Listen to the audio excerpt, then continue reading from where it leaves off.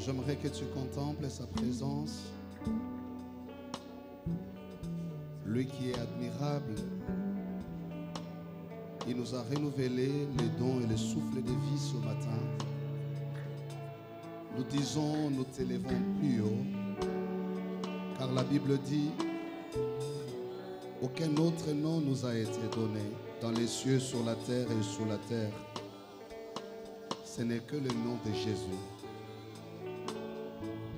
devant lequel les genoux fléchissent et les bouches confessent que Jésus-Christ est Seigneur. Alléluia. Béni sois-tu notre Père. Béni sois-tu notre Dieu. Reçois notre adoration, reçois nos louanges, reçois l'expression de nos cœurs. Alléluia. Nous t'élevons plus haut, Jésus.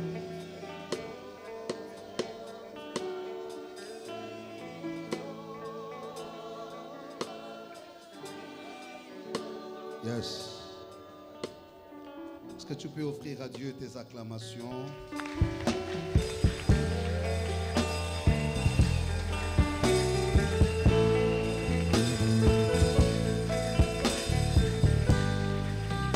Acclamer le Seigneur de gloire. Alléluia. Merci Jésus.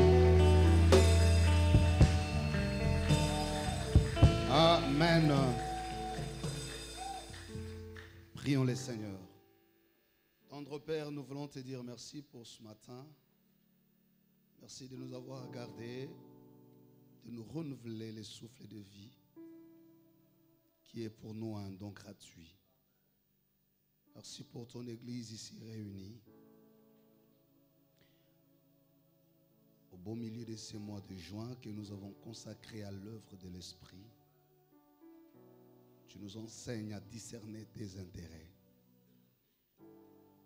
Incline nos cœurs et soumets-les captifs à l'obéissance à ta parole. Nous voulons prendre ces dons du ciel qui viennent de toi. Toi, parole, vie et esprit. Merci d'amener ton peuple et surtout merci d'agréer ces moments bénis, d'agréer nos louanges, notre adoration. Il est écrit dans leur détresse, ils crièrent à l'Éternel. L'Éternel leur envoya sa parole et sa parole guérit. Guéris-nous ce matin au nom de Jésus-Christ. Amen. Voilà. Gai dimanche chacun. Nous allons rapidement lire la parole de Dieu. Vous m'excuserez davantage parce que ma voix n'est pas au point, mais je crois que le Seigneur fera grâce pour que nous annoncions la parole avec assurance. Je voudrais lire avec nous l'évangile. Je suis aujourd'hui dans les évangiles. Je prends celui de Matthieu, le chapitre 25, évangile selon Matthieu, chapitre 25. Nous allons lire à partir du verset 14. Eh bien, on peut aller peut-être jusqu'au verset 30. C'est une péricope connue de beaucoup de lecteurs de la Bible. Il s'agit de la parabole des talents que Jésus développe ici dans un entretien important avec ses disciples. Je m'en vais lire alors le verset 14 dit ceci. Il en sera comme un homme qui, partant pour un voyage, appela ses serviteurs et leur remit ses biens. D'autres versions disent ses talents. Verset 15. Il donna 5 talents à l'un, 2 à l'autre et au troisième 1. Et 1 au troisième, disais-je, à chacun selon sa capacité, et il partit. Aussitôt, celui qui avait reçu les 5 talents s'en alla, les fit valoir, et il gagna 5 autres talents.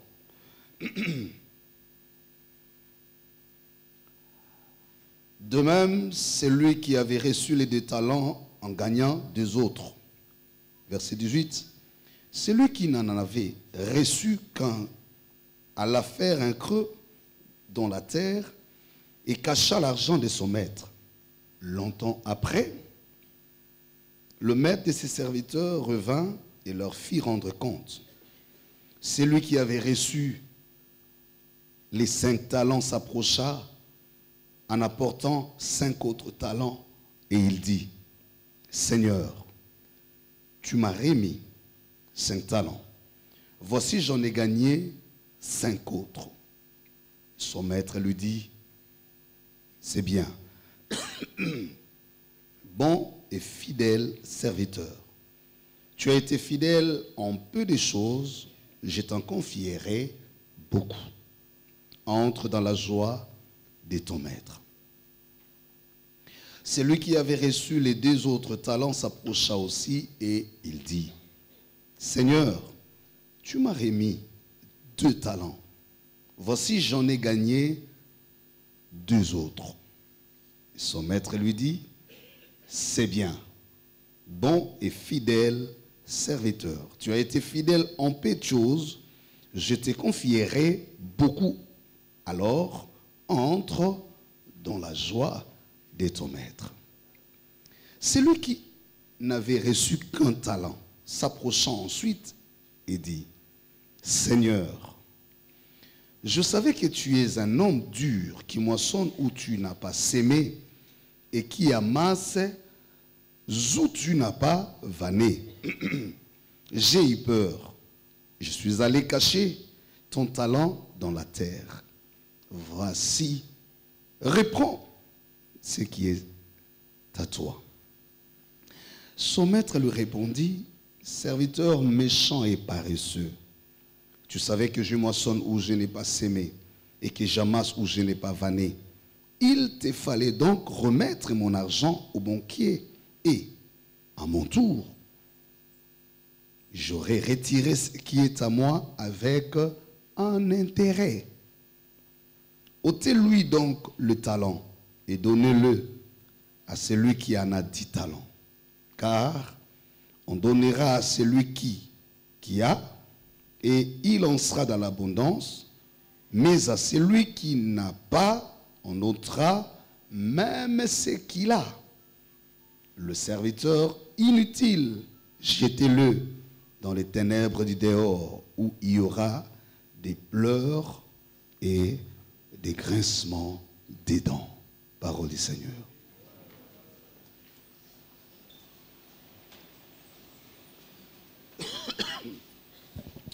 Voilà, nous rendons grâce à Dieu. Je me suis déjà excusé pour la qualité de ma voix d'aujourd'hui. C'est indépendamment de ma volonté, de toute façon, c'est pas moi qui l'ai voulu, c'est aussi les corps. Nous sommes en train de développer un thème depuis le début du mois de juin qui s'intitule « Discerner les intérêts de Dieu ». Discerner les intérêts de Dieu. Nous avons eu une semaine de prière introduite depuis les dimanches passés et qui a été suivie par 3 jours de prière, des moments intenses dans la présence de Dieu. Et j'ai cru croire, j'ai cru comprendre que beaucoup d'entre nous ont été visités par le Seigneur. Le mois de juin, comme je l'ai dit depuis ses débuts, a été consacré à la prière. Nous cherchons la face du Seigneur. Nous espérons que Dieu nous fasse du bien. Parce qu'en fait, nous terminons le premier semestre, la première moitié de l'année. Cette année, pour nous, est placée sous le thème Jésus-Christ et les contenus de mon histoire.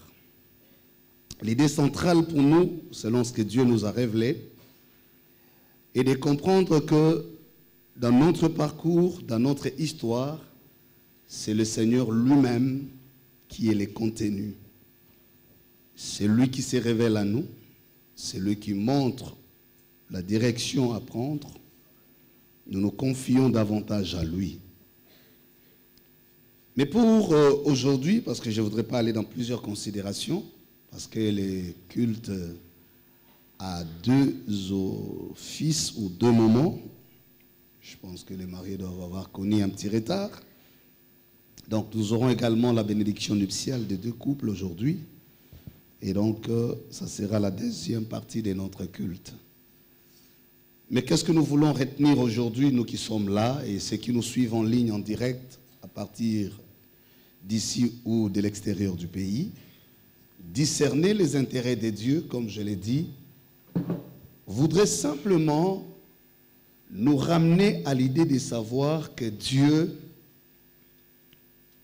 pour qui nous sommes serviteurs ou fils, voire filles, en qui nous croyons, ne s'engage pas dans nos vies sans intérêt.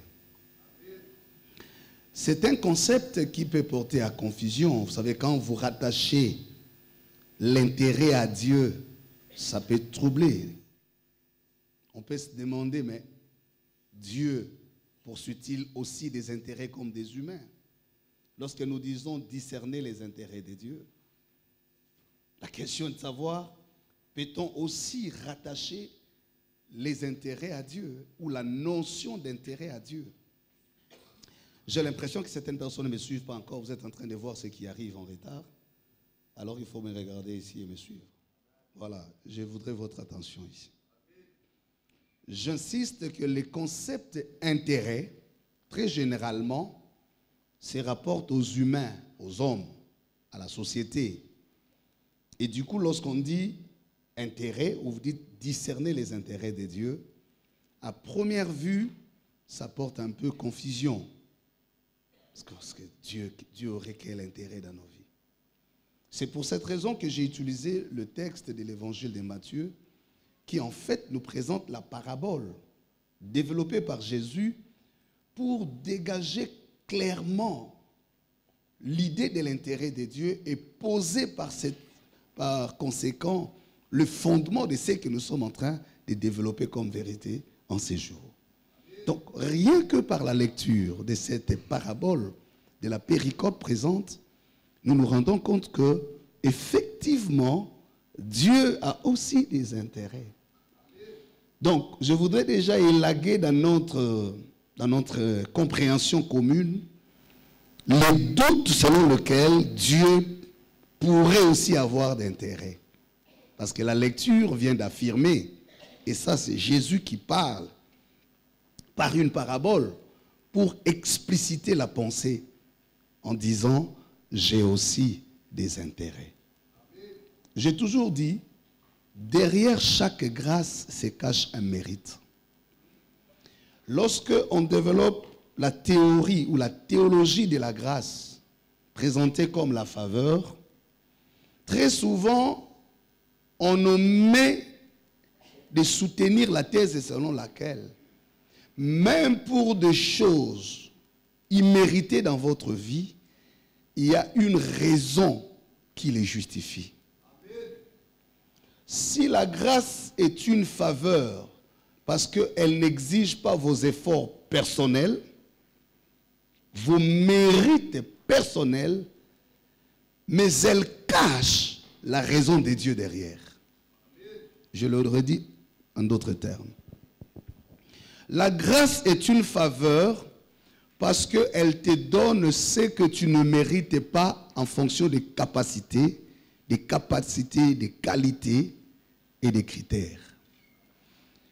Mais tu le reçois parce que Dieu trouve une raison de te les donner. Donc même les dons, même le grâce, nous ne les recevons pas par hasard.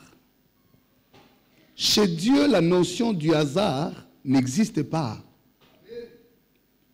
Même si tu n'as pas toute la compréhension de ce que tu vis, dans le bien ou dans le mal, il y a toujours une raison derrière la pensée de Dieu. Tout ce que Dieu fait a un but. Alléluia. Il n'y a rien qui puisse arriver dans la vie de quelqu'un, frères et sœurs, sans que Dieu en soit l'auteur. sans qu'il l'ait permis, même pour ceux qui vont se marier, aujourd'hui ou demain. Donc, j'introduis mon message en insistant sur la notion de la grâce. Et c'est là qui va m'envoyer, c'est ce qui me renvoie, disais-je, aux épîtres que Paul va rédiger aux Romains, Romains chapitre 9. Si vous lisez cet épître, le chapitre 8, 9, il va jusqu'au chapitre 10 d'ailleurs, et très précisément le verset 11 jusqu'au verset 13.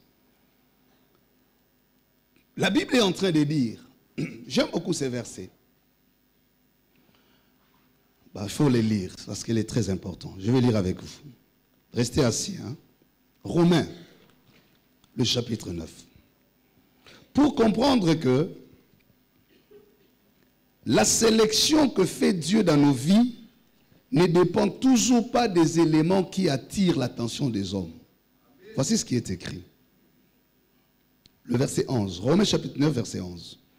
Car, quoique les enfants ne fussent pas encore nés et qu'ils n'eussent fait ni bien ni mal, afin que le dessein d'élection de Dieu subsistât sans dépendre des œuvres et par la seule volonté de celui qui appelle, il fut dit à Rebecca, je le cite, l'aîné sera assujetti au plus jeune, selon qu'il est écrit, j'ai aimé Jacob et j'ai haï Ésaü.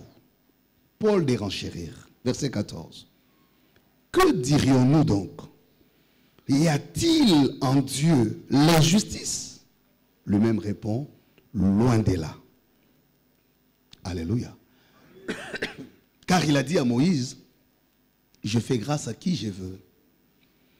Lorsque vous lisez ce texte de Romains chapitre 9, le verset 11 jusqu'au verset 14, la Bible est en train de nous montrer, c'est l'apôtre Paul qui parle, de quelle manière Dieu fait le choix. Et il rappelle l'histoire, la fameuse histoire de la Bible, entre Jacob et Ésaü, l'histoire de Rebecca et Isaac. Il dit, avant même que ses enfants ne soient nés, avant même qu'il ne soit établi les jugements sur le bien et le mal, avant même que les œuvres soient accomplies pour apprécier, Dieu avait déjà fait un choix. Selon qu'il dira, j'ai aimé Jacob et j'ai haï Ésaü. Acclamons le Seigneur. Acclamons bien le Seigneur. Alléluia. Cela veut dire quoi?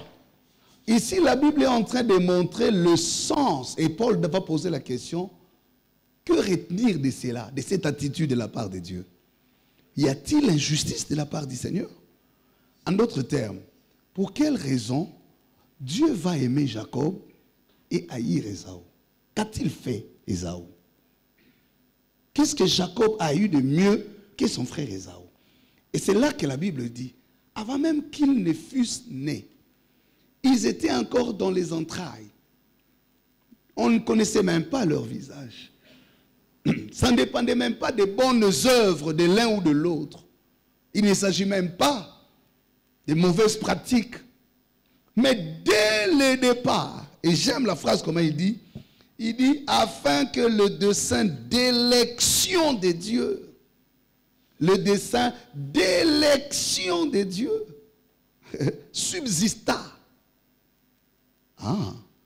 Donc, ici, Paul est en train de parler de la prédilection ou de la préélection. C'est pour dire, rien n'est hasard. Ce qui arrive dans nos vies n'est pas le fruit du hasard. Avant même que tu ne naisses, avant que ton père ne rencontre ta mère, ton grand-père ne rencontre ta grand-mère, l'arrière-grand-père ne rencontre l'arrière-grand-mère, Dieu contrôlait tout. Ici, l'on place Dieu au centre de l'histoire.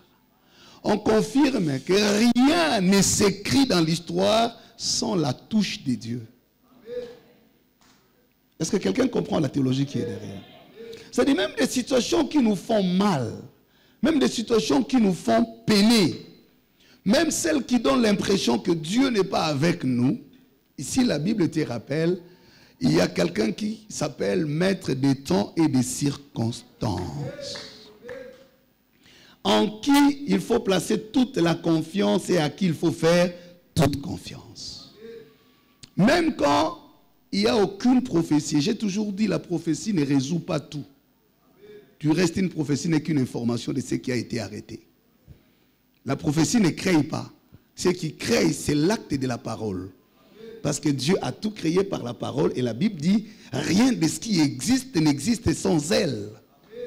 Un chrétien, un enfant de Dieu ou une enfant de Dieu doit aimer la parole de Dieu, doit s'accrocher à la parole de Dieu. Parce que c'est là qu'il y a l'acte de la création. C'est là qu'il y a même l'acte de la modification de la création. Si c'est par la parole que Dieu crée, c'est aussi par la parole que Dieu modifie les conditions de ce qui est créé. C'est comme ça que la parole de Dieu a la possibilité d'introduire de nouvelles données pour modifier ce qui avait déjà été créé. C'est ce que vous appelez guérison. Une guérison est une modification des éléments, des données. Quelqu'un n'est boiteux, mais quand on prie pour lui, la prière par l'acte de la parole modifie les conditions illimitées de son existence et lui confère les conditions de capacitation. Ah oui. C'est comme ça quand quelqu'un marche avec la parole, il marche avec les possibilités. Alléluia. La parole te donne le pouvoir des possibilités. C'est comme ça qu'il est écrit, tout est possible. Pas à celui qui prie, mais à celui. Parce que quelqu'un peut prier sans croire. Tu es enfermé pendant 2 jours, 3 jours, tu pries. Mais le problème, ce n'est pas le temps que tu fais, mais le contenu de ce qui est dans ce que tu dis.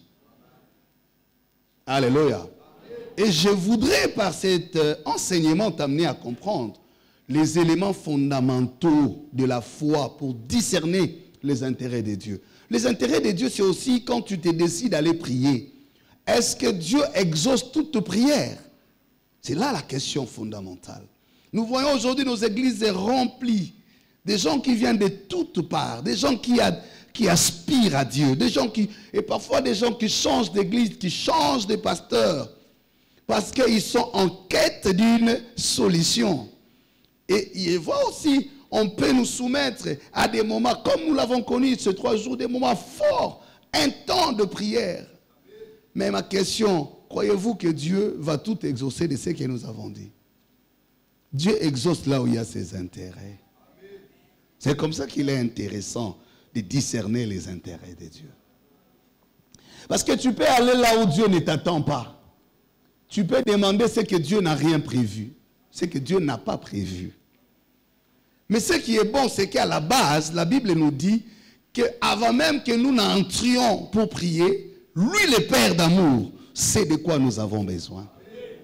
Ce n'est pas parce que nous demandons qu'il croit et qu'il comprend que nous sommes dans le besoin. Il connaît nos besoins les plus profonds. Avant même que nous ne naissions, Dieu nous avait connus. Avant même que ton père ne te connaisse, Dieu t'avait connu.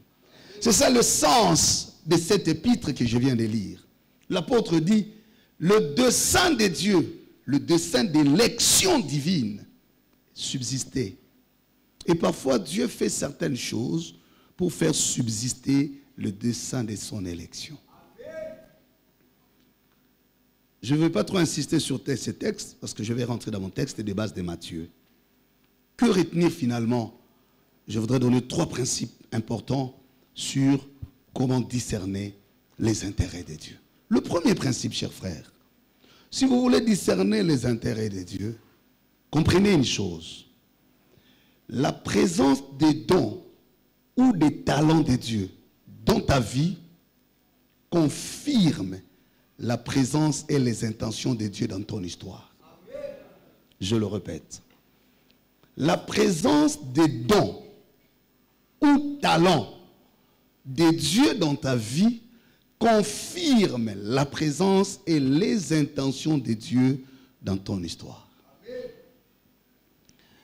Vous savez, des fois, les gens, j'entends parfois certaines personnes de chrétiens, même de chez nous, poser la question, mais Dieu dit quoi de moi? Nous avons tout le temps l'impression que Dieu ne nous connaît pas et il nous découvre quand nous les cherchons. Alors, les gens pensent que c'est nous qui apprenons à Dieu comment nous aimer. Non, je voudrais que tu renverses les choses. Ce n'est pas ta prière ou ta foi qui attire l'attention de Dieu. Parce que pour que même tu commences à prier, tu as reçu les dons. Les dons de la foi. La Bible dit ceci. Nul ne peut venir au Fils si le Père ne l'attire. Même quand vous venez à l'église, on évangélise, on dit qui veut recevoir Jésus. Ce cœur-là qui te touche là, cette disponibilité qui te demande de te repentir. Et cet engagement que tu prends de dire, désormais je vais rester prier. C'est pourquoi moi j'ai toujours dit, il ne faut jamais forcer les gens à faire certaines choses dans la vie. Les choses surtout spirituelles, elles doivent être activées par le spirituel. Pour que quelqu'un vienne, écoutez-moi bien, pour qu'il dise non, je me répands, j'avais fait ceci, pardonne-moi. Frère, ce n'est pas parce qu'il a peur de toi. Ce n'est pas parce que tu es un plus grand pasteur, mais parce que l'Esprit l'a convaincu. Nous ne sommes pas grands, nous les pasteurs. Personne ne peut prétendre être un plus grand prédicateur. Qu'est-ce que tu dis qui n'a jamais été dit? Même si je reconnais qu'il y a des révélations que Dieu ajoute en ce que nous faisons. Quelle prière que tu fais, que tu crois que les autres n'ont jamais fait? Si même Dieu écoute ta prière, c'est la grâce. N'avez-vous pas lu? La Bible dit, les enfants d'Israël croupissaient en Égypte et pleuraient, gémissaient. Mais c'est après 4 siècles que Dieu dira, j'ai entendu le cri que vous font pousser vos oppresseurs. Mais pourquoi tous ces temps-là, les gens priaient, pleuraient, en mouraient? Dieu n'écoutait pas. Le fait même que tu te tiennes devant les gens et que tu chantes, les gens acclament. Ce n'est pas parce que tu as la plus belle voix. C'est parce que Dieu donne de l'importance au travail que tu fais. Ce n'est pas non plus parce qu'un homme se décide de venir te chercher à manger. Je suis désolé que les couples ne soient pas là. Parce que j'avais prévu en même temps parler. Aujourd'hui, tout le monde veut se marier, c'est normal. J'entends les femmes, j'entends les parents, j'entends parfois, je parle souvent avec mes filles. Ah non, moi j'entends mon mariage. J'ai toujours dit, et je le dis avec toute responsabilité, beaucoup de ce que nous appelons mariage, dans notre contexte même ecclésiastique, en réalité n'en est pas un. Les gens font des conformismes. Les gens font des adaptations. Parce que parfois on veut faire les choses parce que tout le monde le fait. On veut faire les choses parce qu'on croit qu'on veut fuir l'impudicité dans le mariage. On ne fuit pas l'impudicité dans le mariage. On ne se marie pas pour être heureux financièrement. Parce que rien ne te rassure que ton mari sera en mesure de résoudre tous les problèmes financiers que tu as dans la maison de ton père. On ne se marie même pas parce qu'on veut avoir des enfants. Quelqu'un dit, non, j'ai grandi. Le mariage n'est pas une usine de production d'enfants. Le mariage, j'étais en train d'enseigner au couple hier. C'est une parenthèse, malheureusement, ils ne sont pas là. Bon, enfin, ils sont en train de suivre, je ne sais pas où. Le mariage, vous irez à la Bible, Dieu n'utilise pas les concepts de mariage. Mais Dieu explique la raison d'être de l'homme à côté de la femme. Quand vous lisez les textes de Genèse, Dieu ne dit pas mariage. Mais Dieu constate qu'il n'est pas bon pour l'homme d'être seul. Et Dieu ne parle pas de la femme, mais Dieu parle de l'aide. Il explique la mission de la femme dans le devenir de l'homme. Il constate que l'œuvre qu'il a créée, l'homme, est un projet inachevé sans la présence de la femme. Et lorsqu'il pense que l'homme doit être avec la femme, parce qu'il estime que la femme a des éléments complémentaires à l'existence de l'homme. Donc, ce n'est pas parce qu'elle est la plus belle femme, ce n'est pas parce qu'elle a des diplômes, ce n'est pas parce qu'elle est je ne sais qui ou comment, mais parce que Dieu estime qu'en la femme, il y a des choses que l'homme, même s'il est riche, même s'il est très intelligent, même s'il a l'onction, il y a des choses qu'il ne sait jamais faire seul si la femme n'est pas là. Comprenez comment Dieu présente les choses. Et une femme qui va dans le mariage sans comprendre sa mission va faire du tourisme. Elle va passer tout son temps, elle va faire ce qu'elle croit être important, mais elle ne fera jamais ce que Dieu attend d'elle. Et un homme aussi, qui ne comprend pas son rôle d'homme, que c'est de sa côte qu'est tirée la femme, pour se comporter comme celui qui porte le fardeau. Et Dieu établit comme chef, lui aussi, fera tout ce qu'il peut faire sans faire ce que Dieu attend de lui. Ce n'est pas en donnant beaucoup d'argent à ta femme, je n'interdis pas aux hommes de donner l'argent, qui fait de toi homme. Je ferme la parenthèse. C'est pour dire quoi, frères, sœurs? Les dons et talents que nous recevons de Dieu ne sont pas des choses innocemment données. Si vous lisez dans la parole de Dieu, tous ceux qui ont marqué l'histoire, tous ceux qui ont travaillé avec puissance, Dieu était toujours en train d'accomplir quelque chose derrière leur vie. Alléluia. Donc, j'ai dit le premier point de mon message d'aujourd'hui. Pour discerner les intérêts de Dieu, comprends que la présence des dons ou des talents dans ta vie confirme la présence et l'intention de Dieu dans ton histoire. Nous pouvons lire Jacques chapitre 1, verset 17. Est-ce que quelqu'un peut nous lire ça? Jacques chapitre 1, verset 17. Et vous allez voir ce que la Bible dit au sujet des dons. Parce que quand on parle des dons, les gens croient que les dons, c'est seulement les dons spirituels. Vision, prophétie, parler en langue, guérison. Non. Le fait que tu sois créé femme est un don. Acclamons le Seigneur. Acclame bien le Seigneur. Voilà. On va lire.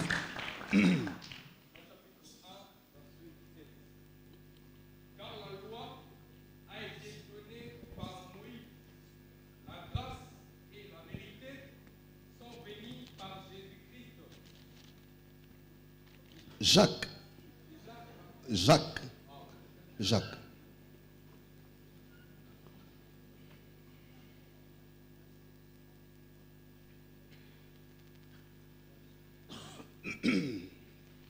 Jacques chapitre 1er, verset 17.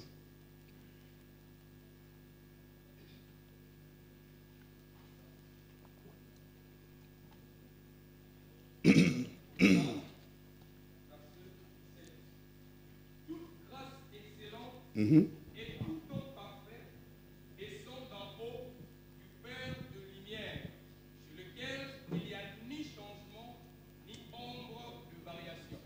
Amen. La Bible dit quoi? Toute grâce excellente. Et quand vous lisez Proverbes chapitre 18, verset 22, la Bible dit, celui qui trouve une femme, trouve le... Et qu'est-ce que la Bible rajoute? C'est une...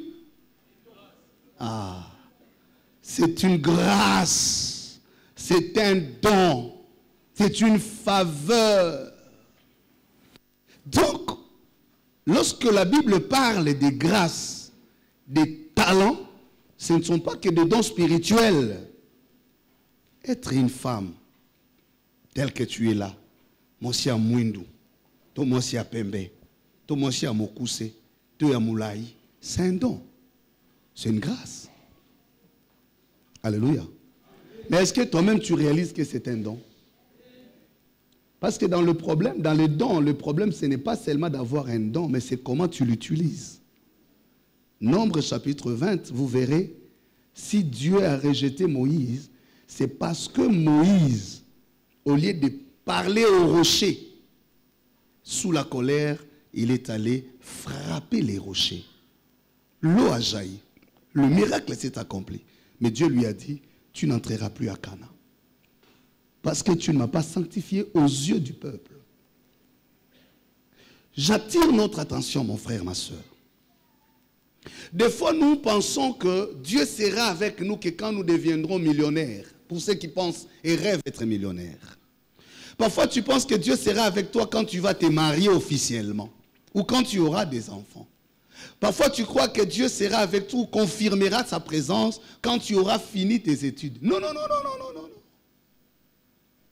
La grâce grandit aussi dans la vie de l'homme comme l'homme grandit. La Bible dit, quand Christ grandissait, il croissait en quoi? En grâce, en stature et en connaissance. Donc, la grâce aussi grandit. La croissance de la grâce, c'est le degré de sa maturité. Dieu peut te donner, te faire grâce dans un domaine X, mais lorsque la grâce est moins mature par rapport au défi, à la maturité des défis, cette grâce peut être incapable d'accomplir de grandes choses. Parfois, nous échouons, pas parce que Dieu n'est pas avec nous, mais parce que notre grâce n'a pas atteint la maturité du défi. Plus Dieu t'appelle à des grandes choses, plus ta grâce doit avoir une certaine maturité. Vous pensez que c'est seulement quand quelqu'un devient visible, ou quand quelque chose s'accomplit. Non, mon frère, ma soeur. Et c'est ici pour nous l'intérêt. Et quand vous lisez dans le texte, la Bible dit quoi? Dans la parabole. Jésus dit, il en sera comme un homme qui, pour pouvoir partir en voyage, il appela 3 catégories de gens. La première catégorie, c'est un langage imagé, à qui il remit 5 talents. Deuxième catégorie, à qui il remet 2 talents. Et la troisième catégorie, à qui il remet un seul talent. Et la Bible dit rajouter, chacun reçut les talents selon ses capacités. Réfléchissons un peu.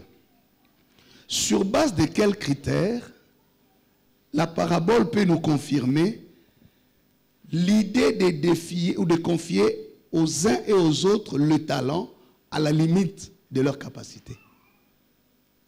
C'est pour dire, celui qui remet les talents ne les remet pas par plaisir de le remettre, mais il tient compte de la capacité. C'est là que je vous ai dit, derrière chaque grâce se cache un mérite. Le problème de notre société, le problème des chrétiens d'aujourd'hui, vous verrez quelqu'un, il est pasteur, enfin il s'est dit pasteur, ou il veut être pasteur. Il va en prière. Seigneur, donne-moi une grande église, une grande. Ce qu'il demande en termes de grandeur ne correspond pas à ce qu'il construit en termes de fondement qui soutiendra la grandeur. C'est comme ça que Dieu n'exauce pas nos envies. Dieu n'exauce pas nos désirs. Dieu exauce ses intérêts que nous rassurons être en mesure de porter. Je vous ai toujours dit, Anne cherchait l'enfant toute sa vie. Mais elle cherchait cet enfant simplement par désir. Parce qu'elle se sentait humiliée, on s'est moqué d'elle par sa rivale Pénina. Chaque fois elle venait au temple, elle pleurait, elle priait, elle pleurait, elle priait. Mais Dieu ne l'écoutait pas. Quand est-ce que Dieu est venu l'écouter? Lorsqu'elle change le point d'intérêt. Elle dit cette fois-là à Dieu, si tu me donnais l'enfant, je te le consacrerai. Elle ne dit plus, si tu me donnes l'enfant, je prouverai à Pénina que nga pena à moi aussi. Voilà aujourd'hui les gens sont en train de faire des ministères par défi, Non, là, c'est bon, on a un zamba benganga. Nous avons l'église, on a un peu de l'eau, on a 6 mois de musique. On a un télé, on a un futa. Voyez un peu la barbarie. C'est entrer jusque dans les choses de Dieu. Les femmes qui veulent se marier par défi. Aswani na fiancé, na se akanda, yo kan tsanga na kufela kayo, na relaxon na za mwasi. Romona. Maintenant, qu'est-ce qu'elle oublie? En décidant d'aller, ce n'est plus l'homme qui viendra vers elle, c'est elle qui ira activer les hommes. Maintenant, elle commence à chercher dans son répertoire. Andaloube. Andaloube azawab. Andaloube kindawab. Azuna numéro, on a le message. Tant. Bonjour Andaloube, comment tu vas? J'ai pensé à toi. Andaloube, c'est comme pensez à moi. Moutou tobe banaka. Minyango. Andaloube pas du courage. Ah oui, non, est-ce qu'on peut partager un repas? Est-ce qu'on peut Andaloube azazoba? Andaloube pas se comprendre. Chaque jour, on a tout un niveau n'a été. Et l'autre partager un repas. Parce que dans le repas, bakei. Parce que je kolia. Si ko ayaki ndenga ayaki na repango yoka maquillage. Yoka tenue. Si ko Andaloube se comprendre pensant en nous, qu'est-ce qui se passe? Parce que tu sais que tu es un bel homme, hein? Je t'ai jamais dit. Mais tu es un bel homme. En ce moment-là, Andaloube ne te prendra pas avec le même sérieux. Parce qu'Andaloube va se dire quelque chose qui cloche. C'est comme ça que les femmes se font abuser. Parce qu'elles quittent un endroit pensant résoudre le problème. D'abord, elle y va sur fond de la colère, de la frustration et de la déception. Parce qu'elle veut seulement faire du mal et prouver qu'elle est aussi femme. Elle va se plonger dans une affaire où Dieu n'est pas là, où même les concernés ne l'attendaient pas. Parce que quand il vient demander à Andaloube, il ne sait pas qu'est-ce qu'Andaloube avait comme responsabilité, comme engagement. Andaloube, mais il n'y a pas de mais le rôle des habits, au commis, biloko à restaurant, restaurant bozolia. Est-ce que je parle à quelqu'un? Alors, elle va se lancer, jour où on a kangi ba photo, et on a Andaloube, à ce qu'on a poste. Elle dit que kuna voisin au mona. A mona qui a tout la raté. Il y a kanisa qui ni. Allez, comme ce qu'on a la poste. Dalba dit, ah, aux yeux, quand j'ai il n'y a pas quelqu'un qui a joué. 3 mois après, Fandika Kaboué, pompon téléphone Andaloube sonné. Atalaboué, mon cœur, mon amour, mon âme. Oh, mais Andaloube, mon âme, mon cœur, nani. Andaloube, oh, maman, tant que y a que tu as un engagement. Yo po choquenga. Si vous avez un conteneur à choc. Est-ce que je parle? Pourquoi? Parce que Dieu ne peut pas accompagner tes envies. Et le plus courageux va même prier pour ça. À quel point le prophète a oublié Katanga. N'a un sujet. A une enveloppe. Retirez en nom de Jésus.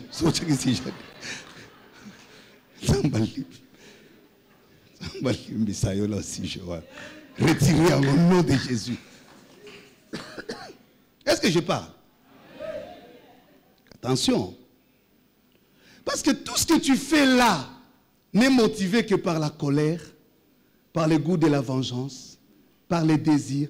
Peut-être qu'en étant déçu, au français, il faut veiller, hein? Parce qu'en étant déçu là-bas, peut-être que Dieu veut t'enseigner autre chose. Peut-être en ces moments-là de frustration, de déception, Dieu a juste besoin de te retirer en prière. Mais parce que tu ne discernes pas, parce que tu es dans la précipitation, parce que, et vous allez sonner, déjà na présenta qui fiancé, il présenta. Mikolo na Jackson a dit qu'il a sauté. Je commence à Jackson. Mikolo na comme il a posté. Tu as parlé à Jackson. Il présenta. Discerner. Parfois, Dieu, vous n'avez pas lu dans la Bible Balaam. Balaam en train d'insister que le cheval l'accompagne parce qu'il doit aller maudire selon la demande de Balak. Nombre chapitre 22. Mais la Bible dit, le cheval commence à résister. Balak dit, il a commencé même à fouetter. Jusqu'à ce que Dieu a ouvert les yeux. Il a vu un ange. Parce que Dieu n'était pas dans ces schémas-là. Des fois, nous ne discernons pas. Tu peux être un bon prédicateur. Des fois, tu viens comme ça. Tu peux chanter, tu chantes bien. Tu sens aussi mbaté. Frère, ce n'est pas que les gens ne sont pas pour toi. Peut-être que Dieu t'appelle en prière. Les gens forcent trop. Oh, nous allons comprendre. Quand moi, ce qui est vraiment, parce que mon encate. Mikolo, ça nous cabelo à jaune. N'a mon noir réseau simbat. Ya, on changer la couleur à cabelo. Des fois, Dieu nous cache dans le creux du rocher. La prière n'a pas que la fonction de nous faire avancer. Elle a aussi la fonction de nous cacher dans le creux. Des fois, Dieu ne veut pas avancer, mais il veut t'affermir. Des fois, il veut te protéger. Et si tu n'es pas mûr spirituellement, j'entends un peu les jeunes gens. Tu les regardes comme ça. Oh non, avec les instants, on a pas tout faire dans le ministère. Mais vous croyez être pasteur, c'est prêcher?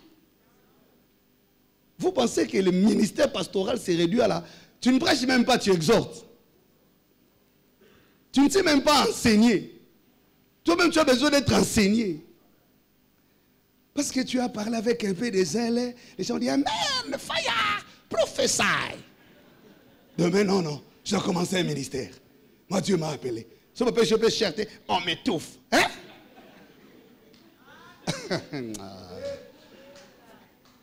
On t'étouffe. Tu sais quel parcours les gens ont fait pour arriver là où ils sont arrivés?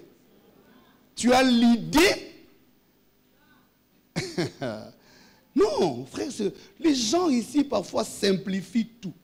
C'est pourquoi nous vivons des vies superficielles. On se marie, là-bas, aventure. Vous rencontrez des fois au restaurant. Je ne parle pas de nos mariés, je parle de... Comme ça. Oh, tout nié. Ni de l'anda qui est... Non, papa, tu sais, il parle bien. Okay. Parler bien signifie quoi? Ça avait la gaille. Merci que tu as compris, que Dieu te bénisse. Tu ne peux pas faire des choses tant que tu as un grand avenir. Tu as un grand destin. Fais les choses avec sérieux. Construis-toi. Je vous ai toujours dit, tout retard n'est pas un échec. Qui vous dit que celles qui vont se marier à 30 ans, 32 ans sont des mauvaises femmes? Peut-être que ce sont elles qui auront des mariages plus stables. Qui vous dit que celui qui aura son enfant à 42 ans, qui va avoir un enfant inutile? Peut-être que c'est la seule grossesse qui changera l'histoire du Congo. Évitez d'entrer dans le mouvement de tout le monde. Tout le monde. Tout le monde. Parfois, vous corrigez Dieu sans le savoir. Et quand Dieu sent que tu le corriges, il t'arrête. Parce que tu ne fais pas preuve de la soumission. La soumission, c'est l'acceptation de la situation telle que Dieu te la présente. Dieu me veut dans mon mariage pendant 5 ans sans enfant. Je bénis Dieu. Mais je sais qu'il ne trompe pas. Il agira. C'est ça aussi la foi. Tu as une compétition, tu es la compétition, tu es. Pour être un petit jour, maternité, la docteur, banana, c'est un destin, c'est un destin, pourquoi tu développes la peur? Et des gens sont en train de faire des choses sous la pression de la peur. Les regards des amis. Ah, mais tout le monde a déjà une fiancée. J'ai dit, frère, tu n'as pas encore vaincu les difficultés de te trouver un endroit où dormir. C'est encore le combat. Tout bundanano. Non, papa, je suis resté seul, les amis. On ne se marie pas parce que tous les amis se marient. Alléluia. Restez dans ce que Dieu est en train de vouloir faire avec toi. Tout don parfait et toute grâce excellente vient de Dieu. Dieu qui t'a créé femme, sait aussi que tu dois être mère. Il n'est pas un Dieu de confusion. Tu serais mort il y a longtemps, Dieu t'a protégé dans ta vie. Dieu qui t'a accompagné dans tes études jusqu'à la fin, c'est aussi ce qui t'attend. Tu n'as pas besoin de te compromettre. Alléluia. Là où tu es, même si la source d'aujourd'hui ne te donne pas tout, mais demain elle peut donner mieux qu'aujourd'hui. Tu n'as pas besoin de changer tout le temps, tout le temps. Alléluia. Sache que quand tu as reçu le don, celui qui a fait des dons connaît tes capacités. Et ne sois pas en train de murmurer. Acclamez le Seigneur. Oh, comment on me laisse la charge de toute la famille. Dieu connaît tes épaules. C'est pourquoi il te laisse ces fardeaux-là. Parce que quand Dieu permet, j'ai toujours dit aux amis qui me sont très proches, en réalité, ce ne sont pas nos prières que Dieu bénit. C'est la qualité de nos cœurs que Dieu honore. Parce que si c'est parce que tu as fait les droits, l'économie, chaque année, on produit des intellectuels dans les universités du Congo. Vous comprenez ce que je dis? Dieu honore la qualité des cœurs. Et c'est ce qui m'amène à mon deuxième point. Le deuxième point de mon message, aujourd'hui, je voulais vraiment enseigner. Je vais aller avec vous doucement. Le deuxième point, lorsque tu comprends que j'ai un talent, c'est que Dieu a un engagement avec ma vie. La deuxième des choses, c'est les degrés de ton sacrifice et la qualité de ta vision te distingueront des autres. Il a donné à chacun les talents. 5, 2, 1. Ce que j'aime, il se retire pour voir comment chacun va se comporter avec les talents. Frères, sœurs, vous faites l'université, vous êtes ici à l'ISTA, tous ingénieurs, électromécaniciens, électriciens, et je ne sais quoi, environnementalistes. Tu as fait, je ne sais pas, l'UPC, économie, droit, l'UNIKIN, Bel Campus, INILU, INIKIS, je ne sais pas. Tu as étudié à Harvard. Tant mieux. Ce n'est pas parce que tu as forcément ces diplômes-là que Dieu accomplira des grandes choses avec toi. Vous savez ce que Dieu n'aime pas? C'est que quelqu'un se croit capable de lui-même. Il est tellement jaloux de sa position de Dieu. Et chaque fois, il te rappellera ta vulnérabilité. Il te rappellera tes limites. C'est dans tes limites où se cache ta foi. C'est quand tu te sens limité que tu recours à Dieu. Mais lorsque tu te sens plein et capable, tu n'auras plus besoin de Dieu. Tu diras, oh, moi j'ai mon boulot, hein, ça me paye bien. J'ai 6 000 le mois. Qu'est-ce que je vais chercher à l'église? Ces gens-là ont faim. Les gens croient que nous ici, nous avons faim. Parce que nous sommes des chômeurs, parce qu'on ne sait pas voyager. Et les gens croient que c'est le voyage qui est le terminus de sa foi. Ou le mariage, ou les enfants, ou l'élévation. Quand il devient ministre, il croit qu'il a atteint le sommet. Il change de démarche, commence à regarder les gens. Bonjour, morning.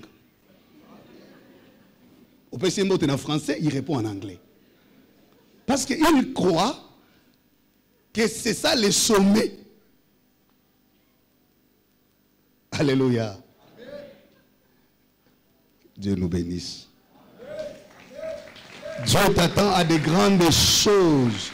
Même le mariage, même la maternité, même l'élévation du point de vue social, professionnel, même l'élévation du point de vue spirituel ou intellectuel, que tu deviennes docteur, tridoc. Frère, si tu ne sais pas découvrir tes limites, tu t'écrouleras rapidement. Ce que Dieu honore, c'est la qualité de ta vision et le degré de ton sacrifice. Vous pouvez être 2, 3 femmes. Qu'est-ce qui fait qu'un homme dise, je pense que c'est là qui est la femme de ma vie? Mais rappelez-vous, dans la Bible, ce n'est pas parce que tu es très jolie. Ce n'est pas ça. Ce qui dit vous faire du reste, la beauté est relative, non? Monsieur Balinga la bango ba beau noir, comme disait un ami, beau noir. Monsieur Balinga ba beau noir, Monsieur Balinga ba blanche. Monsieur Balinga ba mikuse, Monsieur Balinga mulai. Donc yo so kata ke mulai na yo eza suka formule okosi. Monsieur Balinga mukuse. Ko nyoko mana ba talenté yaya na matakaka.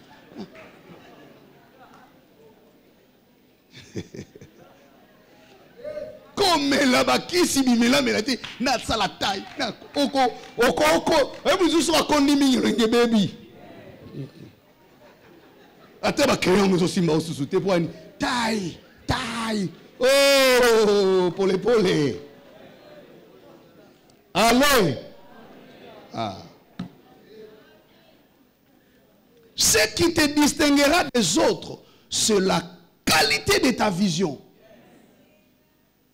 Je fais les droits pour devenir qui? Yo lotara kana ta robe ya noir, tous noir. So comme yana alongi na ye. Et si pour na yo c'est le sommet des sommets. Mususu lotara comme à Paris. Je me suis dit mais pourquoi on s'est fait beaucoup de peine dans la vie? Je vous dis la vérité. À notre époque, nous sommes 2000 au Japon. Nous avons la Coupe du Monde au Japon. Quoi qu'il y ait là, Angola, qu'il y ait là, Cameroun, nous sommes commentés. Nous sommes dîner la maille. Mais quand tu arrives, qu'il ce soit à New York, qu'il ce soit, c'est le Ramboka. Nous avons prié, Seigneur, lève-moi. Lève-moi. Je vais arriver à Paris. Tu arriveras. Et tu comprendras que c'est un Mboka. Ce n'est pas ça qui te distinguera. Mais quelle est la qualité de ta vision? Dans notre société, je peux descendre à toutes les échelles possibles. Vous êtes en famille. Tu peux être le cadet de la famille. Mais si tu as la vision, vous savez pourquoi Dieu a confié la grâce en Joseph, qui était le cadet de la famille? C'est à cause de la vision qu'il avait. Tous ses frères, qui étaient des aînés, n'avaient pas le même fardeau que lui. La preuve, lorsqu'ils ont eu l'occasion, ils ont vendu Joseph. Mais quand Joseph a eu l'occasion, il leur a donné le pain. David, il était le cadet. Mais pourquoi Dieu lui donne l'onction de la victoire sur Goliath? Parce qu'il était le seul à avoir la vision de protéger les troupeaux de la maison. Et il avait les degrés de sacrifice les plus élevés. Je vous ai toujours dit, Dieu ne confie pas la responsabilité à celui qui l'aime beaucoup, mais à celui qui aime la responsabilité. Tu ne seras pas la meilleure femme parce que tu es la plus jolie, parce que tu as beaucoup étudié, parce que tu as l'argent, parce que tu parles français ou anglais. Non, parce que cet homme trouvera en toi le repos de son histoire, l'appui de son existence et le complément de son être. Peut dire, j'ai trouvé une femme. Il faut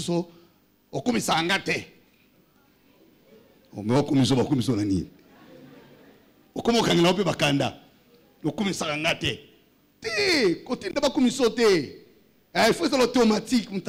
Non, j'ai un mari. Celui-là, c'est un père, c'est un mentor, c'est un ami, c'est un protecteur. Yo, Terminateur, bonsoir. Vous voyez? Yaya, Ozalaka, chef à brigade était Oza. Non, non, non. Il faut arrêter d'intimider les gens à la maison. Donc quand tu arrives, parce que la personne a combo, Terminator. Yozo kansango le kumu, Terminator. Donc Ozaka kana libanda déjà. Okumiko ka solo pamba pamba. Solo ni nyoka ka zo kotela ndaku papa. Tu ne rassures pas les gens. Tu ne mets pas les gens en sécurité. Bon, comme ils sont derrière. Bon, là, il y a bien négéni. Il y a maman. Bon, comme ils sont négéni, non. Est-ce que quelqu'un peut regarder et dire, si je n'avais pas eu cette femme dans ma vie, Je serai. Même s'il ne le dit pas publiquement. Je ne dis pas, il ne faut pas dire publiquement. Non, ce n'est pas ça. Mais au fond de toi, est-ce que cette femme peut dire, si j'avais raté ses maris? Est-ce que les enfants peuvent dire, si on n'avait pas eu ce papa ici, ou cette maman? Il faut que l'enfant dise, ma plus grande bénédiction de ma vie, c'est d'être né de cet homme-là. Si tes enfants n'ont pas de fierté et de joie de s'identifier en toi, c'est qu'il y a un problème. Vous comprenez ce que je dis? Donc, bien aimé, allons à des choses essentielles dans la vie. Et ce que je dis, c'est le principe, surtout, personne n'est parfait, je sais. Je ne parle pas de la perfection. Non, on peut avoir nos limites. On peut avoir... D'ailleurs, je vous ai dit, si c'est la limite, nos limites qui prouvent que nous devons nous attacher à Dieu. Mais ne restez pas sur les limites tout le temps. Travaillons au-delà de nos limites. C'est pourquoi j'évoque le principe du degré des sacrifices. Quand quelqu'un ne sent pas que tu te bats, tu t'investis, même Dieu, lorsqu'il donne les talents, il regarde. Il regarde comment chacun, tous nous parlons du bonheur du Congo, mais combien sont prêts au sacrifice pour le Congo? Nos militaires sont le moins et les mal payés. Bon, je crois qu'on ne va pas m'arrêter. Mais c'est eux qui font le plus grand sacrifice pour que l'État existe, pour que la nation subsiste. C'est au prix de leur sang que nous pouvons prêcher ici en paix. Vous comprenez ce que j'ai dit? Donc si la société elle-même ne sait pas valoriser ceux qui font le plus grand sacrifice, c'est un problème. Le médecin, les enseignants sont des gens qu'on devrait entretenir dans la société. Mais aujourd'hui, ça ressemble à l'ombre de ce qui va venir, à l'ombre de la promesse. Et ces principes, je dis, s'appliquent dans tout ce que nous faisons. Dans les ministères, tu veux aller loin avec Dieu. Mais quand le Seigneur, les sérieux, on les sent au niveau du degré des sacrifices. Les gens ne donnent pas parce qu'ils en ont beaucoup, mais parce qu'ils ont un cœur. Hein? Même à l'église, là, les gens ne payent pas la dîme parce qu'ils sont bien payés. Je m'excuse. Mais les gens font certaines choses parce qu'ils ont un autre degré de sacrifice. Ils disent non, c'est mon église. Je ne peux pas la laisser. C'est mon pays. C'est ma famille. C'est mon mari. C'est ma femme. C'est ma famille. Ce sont mes enfants. Du fait que tu dis c'est mon Dieu, du fait que tu te dis c'est pour mon Dieu, le degré de sacrifice aussi monte. Mais si tu es celui qui coupe l'arbre sur lequel tu es assis, le même Seigneur qui te donne le pain, c'est le même pour qui tu décides qu'on les crucifie. C'est qu'il y a un problème. Gethsémane, c'était l'exercice et les tests des sacrifices. Jésus a posé la question à Pierre, Jacques et Jean. Pouvez-vous jeûner et prier avec moi? Personne n'était en mesure de veiller parce que les sacrifices étaient plus supérieurs à leur capacité. Et c'est pourquoi je vous ai toujours dit, Christ n'a pas appelé quelqu'un l'accompagner à la croix de tout cela. Parce que personne n'était à la hauteur du sacrifice de l'épreuve. Seigneur, donne-moi un mari, donne-moi ceci. Mais est-ce que ton cœur est préparé au degré du sacrifice? Des gens qui abandonnent. La Bible dit, nous ne sommes pas de ceux qui se retirent pour se perdre. Un homme de foi, une femme de foi, quand elle s'engage, elle ne s'engage que sur des convictions. Elle n'abandonne pas parce que les gens ont payé. Elle n'abandonne pas parce que ça n'a pas produit de fruits aujourd'hui. Elle sait pourquoi elle est engagée. Et elle sait jusqu'où il est décidé d'aller. L'Église a besoin des hommes, des femmes, des dons qui peuvent tenir jusqu'à la fin. Pas des spectacles, pas des mercenaires qui sont là que quand leurs intérêts sont en jeu. Qui ne viennent chercher Dieu que lorsqu'ils sont menacés ou quand ils sont dans le besoin.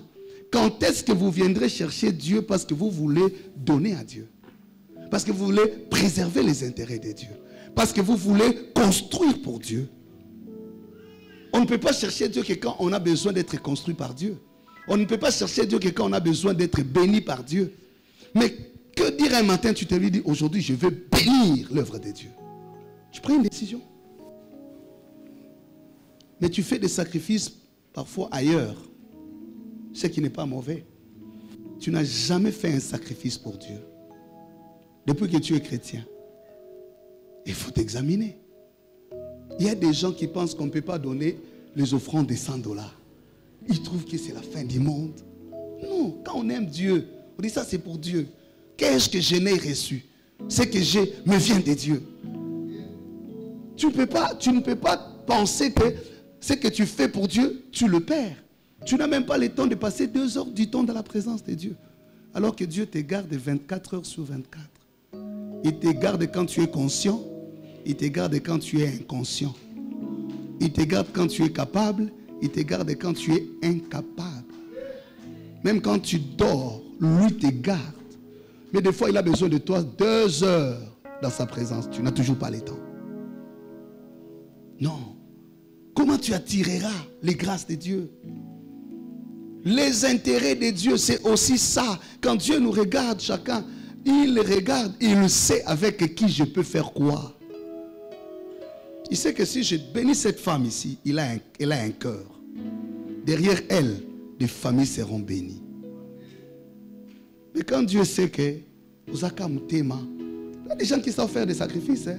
Je disais hier, je partageais quelque part, j'ai dit, vous savez, je reviens encore à ce que j'ai dit. Dieu bénit les cœurs. Il honore la qualité des cœurs. Ce n'est pas l'œuvre de nos mains. Tu peux être le plus intelligent de tous. Mais ce n'est pas à toi que Dieu va confier certaines choses. Parce qu'il regarde. Il dit, celle-là est une mère. La placer à la tête, elle protégera même le faible. Même en cas de problème, elle va résoudre avec patience, avec amour, avec considération. Mais l'autre là, azanaba français, azanaba anglais, azanaba diplôme, mais degré ya motema mukuse na ye. Dès qu'elle arrive là, 6 mois, personne ne va rester à cet endroit. Parce qu'au premier problème qui va apparaître, il va tout casser. Ou elle va tout casser. Dieu ne te confiera pas de grandes responsabilités. Tu pries, tu as étudié. Seigneur, élève-moi. Mais si ton élévation devient un scandale, Dieu ne te l'accorde pas. Tu es déjà à cet âge-là, tu mûris la haine. Ngam kona aussi lisa. Classe nanga, nazui musala. Batoyo.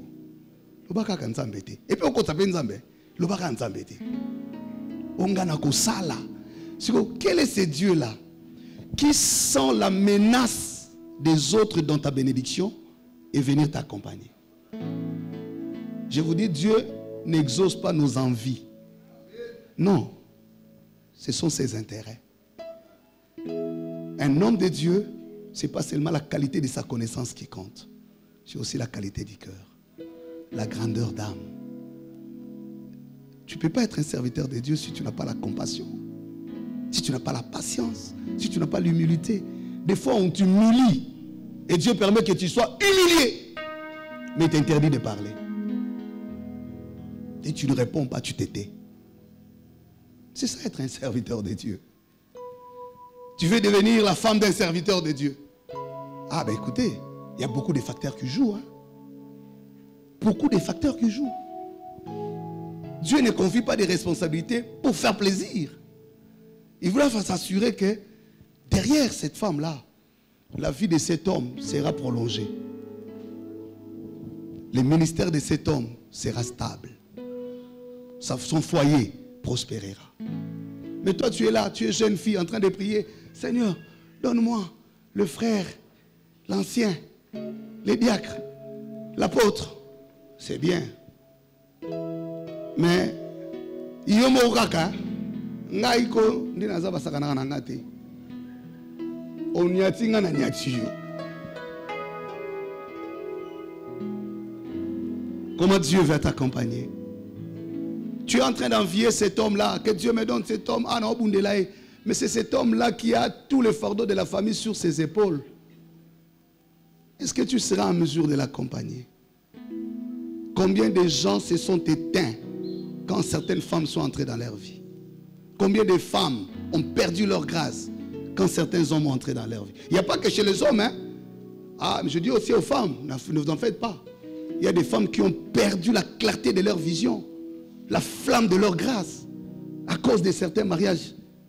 Un homme sans vision, quand elle regarde la femme, elle pense que c'est l'usine de fabrication d'enfants. Toute sa vision s'arrête là. Donc, lui, il est dans ça.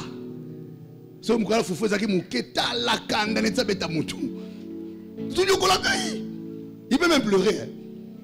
Nous sommes bien été. Papa.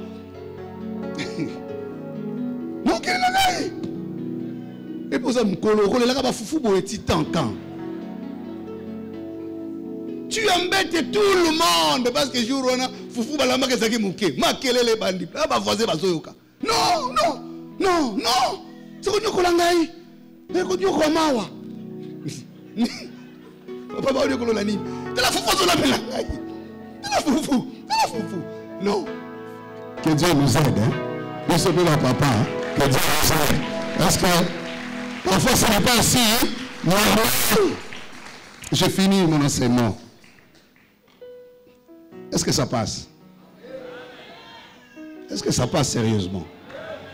Je prie qu'après ce message, que chacun de nous pense sa manière de discerner les intérêts de Dieu. Que tu dises, ce que je faisais tout ce temps, ce n'était pas pour Dieu, c'était pour moi. Maintenant, je veux faire pour Dieu. Parce que c'est dans ce que Dieu me demande de faire que se cache ce qu'il a prévu faire avec moi. La dernière des choses à retenir dans cet enseignement, lorsque tu es fidèle, Dieu prolonge l'espace de ta grâce. Quand tu fais bien les choses, Dieu t'ajoute même ce qui n'était pas prévu pour toi. Je vous ai dit que la grâce grandit. Autant que l'onction grandit, autant que l'espace de la grâce s'élargit. Lorsqu'ils sont revenus, celui qui avait reçu 5 talents dira, Maître, Seigneur, tu m'as donné 5 talents. Voilà, j'en ai gagné 5 autres. Je m'excuse. Quelle est la réponse de Jésus? Le maître a dit quoi? Bon et fidèle serviteur, entre dans la joie de ton maître.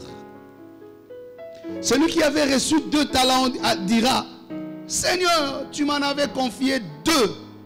Je suis allé par mon effort, par ma consécration, par mon travail. J'en ai gagné 2 autres. Seigneur dit, tu fais ma joie. Entre dans ma joie. Mais celui qui n'en avait reçu qu'un, écoute ce qu'il va dire. Je savais que tu es celui qui amasse où tu n'as pas vanné. Tu es celui qui détruit. Tu construis où tu n'as pas détruit. Tu es celui qui récolte où tu n'as pas sémé. C'est ce qu'il voulait dire. C'est pourquoi j'ai eu peur. J'ai pris ton talent. Je suis allé les cacher dans un creux. Maintenant que tu es revenu, voilà, je t'ai restitué ce qui est à toi. Seigneur le regarde et dit, mauvais serviteur, malheureux. Tu savais que je suis celui qui peut s'aimer où il n'a pas, qui peut récolter où il n'a pas s'aimé. Mais tu m'aurais alors retourné mon talent. Ou alors, tu l'aurais confié à un banquier pour que moi, je le récupère avec intérêt. Je ne te l'ai pas confié pour perdre tout mon temps. En d'autres termes, je voulais dire, sais-tu combien rêve être là où tu es? Sais-tu combien, s'ils étaient à ta place, ils auraient mieux fait que toi? Ils auraient mieux agi. Ce que je te donne, ce n'est pas pour te faire plaisir. C'est pour que ça contribue à l'intérêt du ciel. Tu as encore la santé, tu as l'intelligence, tu as les diplômes, tu travailles, tu fais quoi que ce soit, tu as un ministère. Frère, sœur, ce que Dieu t'a confié là, ce n'est pas un passe-temps. Tu es la seule de la maison de ton père qui subsiste. Tu as bravé beaucoup de choses. Beaucoup avant toi ont échoué. Mais toi, Dieu t'a gardé. Et tu es en train de percer. Ce n'est pas en vain. Le ciel a aussi un intérêt. Et il dit, retirez à celui qui en a peu. Et s'il est infidèle, on lui retirera même le peu. Rajoutez à celui qui en a. Parce qu'il inspire confiance.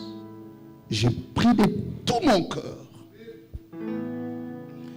Là où tu seras, que tu sois source de joie pour les autres.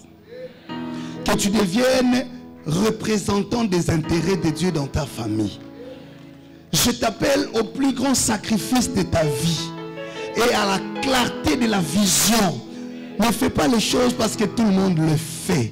Ne suis pas la mouvance des autres. Tu as une particularité dans la présence de Dieu. Tu es un élément identifié devant le trône de Dieu. Tu as une identité dans la présence de Dieu. Je le déclare au nom de Jésus. Tu n'es pas le fruit du hasard. Tu n'es pas un accident de ton père. Tu n'es pas un accident de ta mère. Même si ton père avait nié ta grossesse, Dieu au ciel te connaît.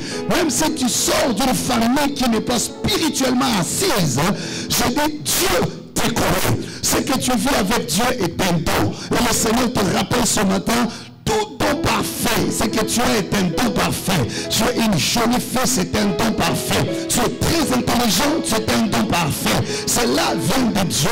Ne te décourage pas. Regarde-toi, reprends tes armes, prends conscience. Avance encore. Ce qui n'est pas arrivé hier arrivera demain. Il est auteur des œuvres achevées. Dieu, lorsqu'il commence quelque chose, il va jusqu'au bout. Je le déclare au nom de Jésus. À partir de la deuxième moitié de cette année, que l'Éternel commence à te présenter comme il a présenté David à Saül. Saül ne connaissait pas David. David était en brousse dans la maison de son père. Mais Dieu savait qu'il avait un talent, le talent de chantre, le talent de guerrier. Mais pour l'introduire dans la cour des grands, la Bible dit il enverra les mauvais esprits déranger Saül. Et lorsque Saül a été dérangé, c'est là qu'il a posé la question: qui pourrions-nous trouver pour alléger ma situation? On n'avait pas de formule appropriée, mais la Bible me dit ceci. 1 Samuel chapitre 16, un des serviteurs dira: je connais un jeune homme, il est de la race de Juda, c'est un Hébreu, l'Éternel est avec lui, il chante bien et l'Esprit de l'Éternel est avec lui. Je prophétise au nom de Jésus qu'il y ait quelqu'un qui rendra les très bons témoignages de ta vie. Là où personne ne te connaissait, là où ton nom n'était pas cité, là où ton dossier n'était pas introduit. Aussi vrai que l'Éternel est vivant, ne t'accroche pas aux gens, ne te bats pas selon la chair, n'utilise pas les armes de la chair. Consacre-toi, prie encore Dieu, confie-toi en Dieu. Le Seigneur te sortira du secret.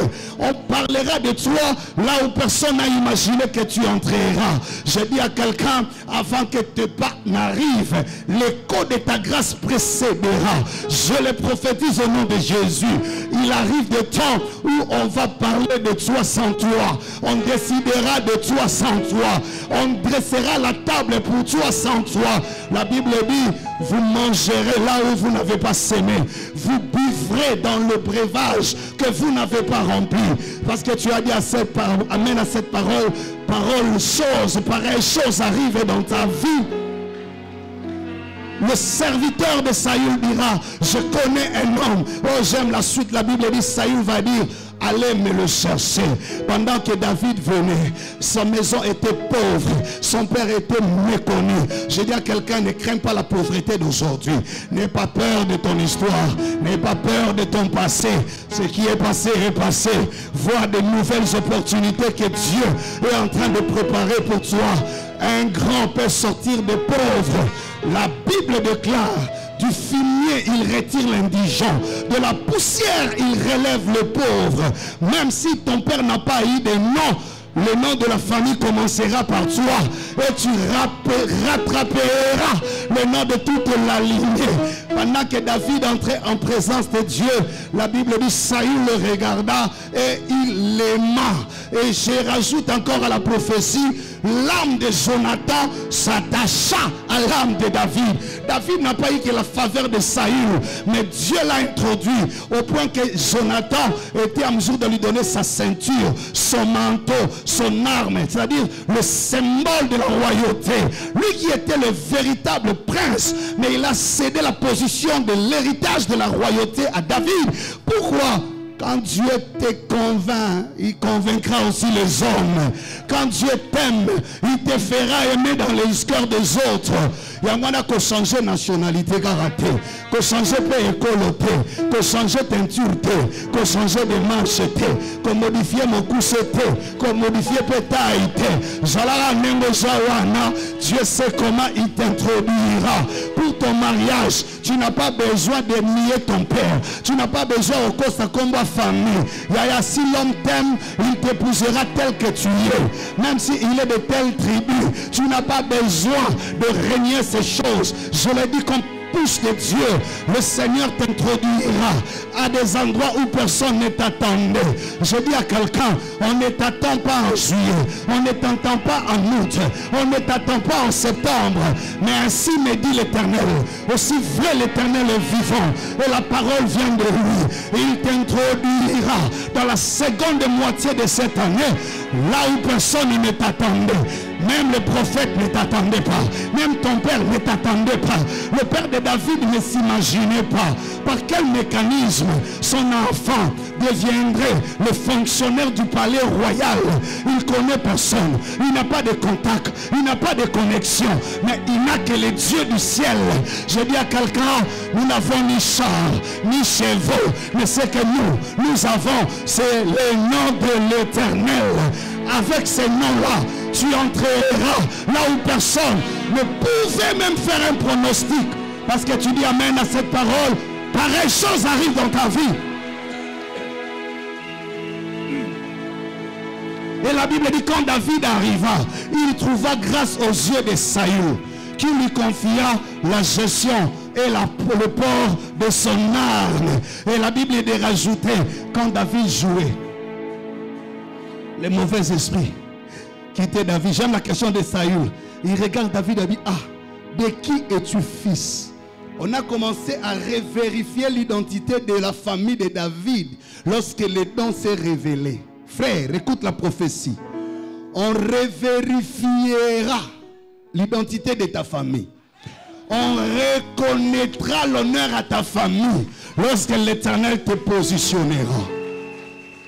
C'est alors que cet homme de David, qui ne pouvait pas penser, frère, tu fais de grandes choses, personne ne te voit. David chantait bien, mais chantait devant les moutons. Personne ne l'acclamait, personne ne les couronnait. Toi tu es en train de dire, on n'est pas en train de me voir. Tu crois que personne ne te voit. Tu crois qu'on est en train de t'étouffer, frère. Il faut apprendre à attendre le temps de Dieu. Nous l'attendons avec tranquillité de cœur. Nous attendons avec assurance.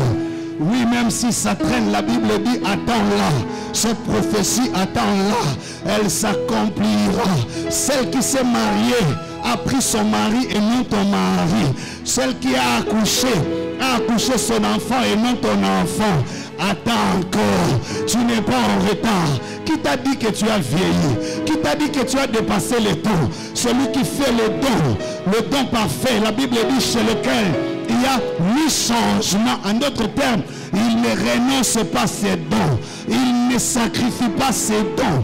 Non seulement qu'il fait des dons, mais il accompagne les dons. Il nourrit les dons. Il fait grandir les dons. Et il offre les opportunités aux dons que lui a donnés. Ne force rien, maman. Tu sais jouer, tu sais danser, tu sais chanter, tu sais préparer. Affermis-toi. Ne te présente pas précipitamment. Il y a des temps où Dieu te dit cache-toi, cache-toi, cache-toi. David était dans la brousse. Personne ne le voyait en public. Mais comment les conseillers du roi l'avaient vu? La Bible ne le dit pas. Tu ne sais pas qui t'a déjà apprécié. Tu ne sais pas comment ton nom est respecté. C'est pourquoi ton contrôle-toi. C'est pourquoi gère-toi. C'est pourquoi renforce encore le degré de sacrifice.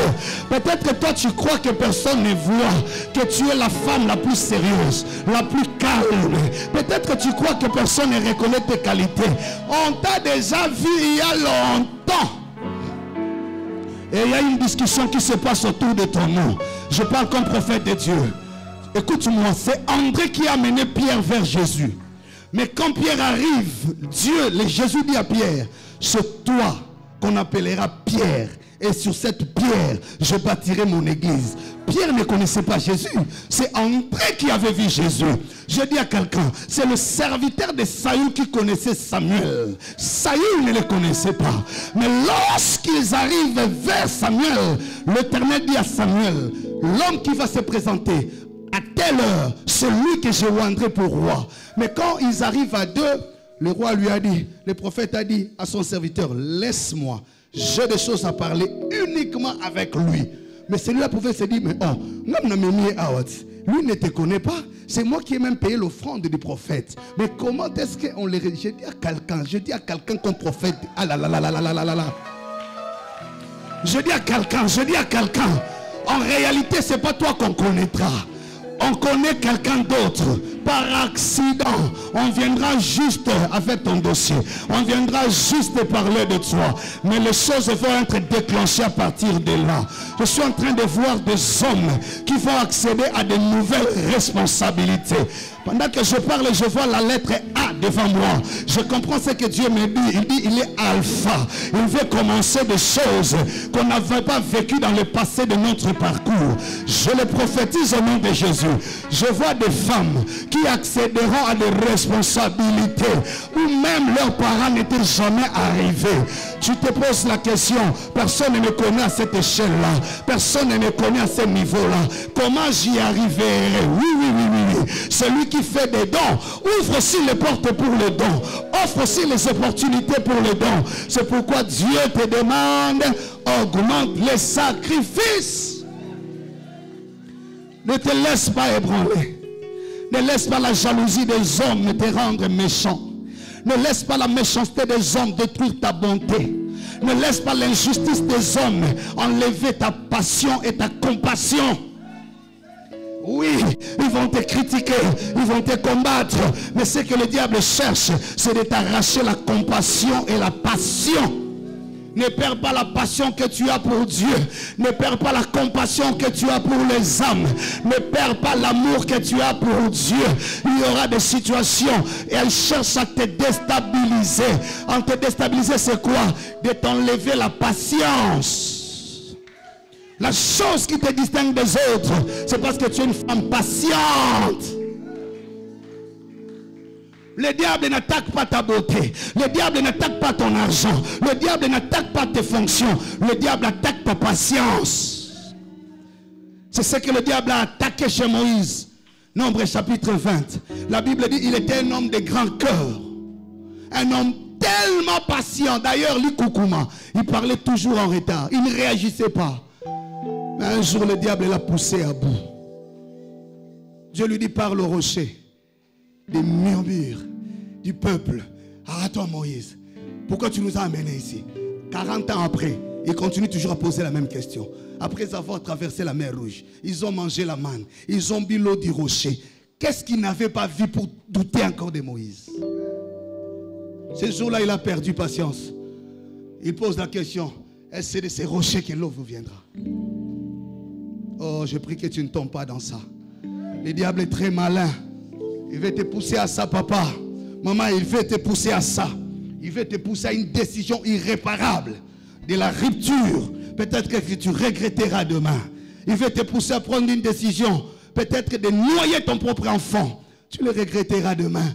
Peut-être que tu es en train de détruire ton propre foyer. Sous la colère, le diable sait. Il ne touche pas à ta santé. Il veut déstabiliser la confiance que ton mari te fait. Ne pousse pas trop loin les choses. Arrête-toi. Et reviens en toi-même. Je parle comme prophète de Dieu. Le diable ne s'attaque pas à ta fonction. Il est en train de te faire commettre des erreurs qui vont diluer la qualité de ton travail. On va te sortir par la petite porte si tu n'ouvres pas les yeux. Tu as déjà commis 3 grandes erreurs. Je parle comme prophète de Dieu. Et ça, c'est une parole de connaissance. Tu viens de commettre 3 grandes erreurs. Et tu es déjà sur un dossier. Tu ne sais pas pourquoi cela se multiplie. Non, non, non. Le diable sait où il veut t'amener. Il veut te faire sortir par la petite porte. Ressaisis-toi. Dieu te fait faire ces choses pour que tu reviennes en prière. Ce n'est pas d'aller expliquer aux gens comme tu le fais. Ce n'est pas d'aller chercher le soutien. Dieu te fait en prière. C'est à toi que je m'adresse. Viens le chercher. Arrête-toi. Le diable est tellement malin, tellement. Il a renversé des héros. Il a obscurci des dessins de femmes qui devaient marquer l'histoire. Il touche à la valeur la plus fondamentale de ta vie. Les dons de la patience que tu as. Tu sais ce qui a fait ta force jusqu'à aujourd'hui. Pourquoi tu n'es jamais morte? Parce que tu as porté cette famille sur tes épaules. Tu avais tout le temps de rejeter ces fardeaux. Et tu aurais eu toute la raison. Mais si tu as tenu, c'est là que Dieu te voit distinguer des autres. Tu sais pourquoi tu as tenu? C'est à cause de ta patience. C'est à cause de la qualité de ton cœur. Tu es capable de te sacrifier pour toi-même. Tu t'es sacrifié toi-même et pour les autres, voulais-je dire. Tu es en mesure de fermer les yeux pour toi et de ne défendre que les autres. Depuis que Dieu t'a vu apparaître, il y a certaines choses qui n'inquiètent plus le ciel. Et certaines absences ne dérangent plus le projet de Dieu. Parce que ta présence comble beaucoup d'absences. Tu es la chair, tu es le germe. Tu es le germe qui est en train de pousser. Oui, la gerbe est de l'Éternel. Tu deviendras un grand arbre. Tu sais, Dieu n'a pas consolé les femmes qui ont pleuré leurs enfants quand Hérode les tuait. Parce que la présence de Jésus comblait l'absence de tous les enfants de son âge. Tu es en train de combler les limites de ta famille. Il y a des gens que Dieu a laissé partir parce qu'il savait que toi tu es là. En toi seul tu représentes la force de 10 personnes. Et Dieu sait quelles sont tes capacités. Et il te soutient. Il ne te bénit pas parce que tu es plus intelligent. Parce que tu as un cœur qui couvre l'absence des gens. Et quand le peuple te regarde, quand la famille sait que tu es là, tout le monde est en paix. Tout le monde peut dormir. Et ta présence, en fait, c'est la présence de Dieu. Parfois, les gens ne vont plus demander à Dieu. Mais je ne veux pas qu'ils te fassent remplacer par Dieu. Et qu'ils ne confondent pas que toi, tu n'es pas Dieu. Et toi, ne prends pas la place de Dieu. Quand tu prieras, dis Seigneur, tout ce que je fais, c'est pour tes intérêts. Je ne veux pas que dans ma famille, qu'on croie que quand quelqu'un croit en Jésus, il est malheureux.